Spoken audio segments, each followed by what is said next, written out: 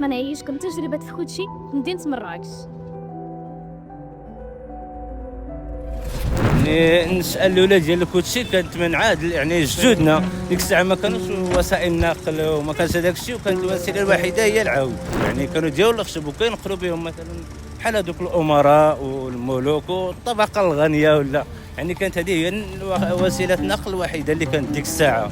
عاد من بعد بدا شي شوية بشوية يعني كيتخدم وكيزيد حتى ولاو كيركبوا فيه الناس العاديين، وكانوا كيخدموا يعني مع المغاربة، يعني مع كيديروا بوسائلنا بحال الطاكسي. ولكن مؤخرا لاحظنا بلي ولا في المدن اخرين يعني بحال صويره بحال، ولكن ثاني ما كيكونوش بحال هادو تاع مراكش، لا في الهيئه ديالها ولا بالنسبه للعودان الاحصنه ولا في الشكل ديالها. يعني تاع مراكش عندها خاصيه بوحدها، يعني الشافريه يعني حتى هما تيكونوا مهيئين لهاد الحرفه هادي، ماشي بحال اي واحد كيجي مثلا كاين. هي مؤخرا وقعت لي مع شي كليانيت، يعني هما سياح اجانب ماشي مغاربه.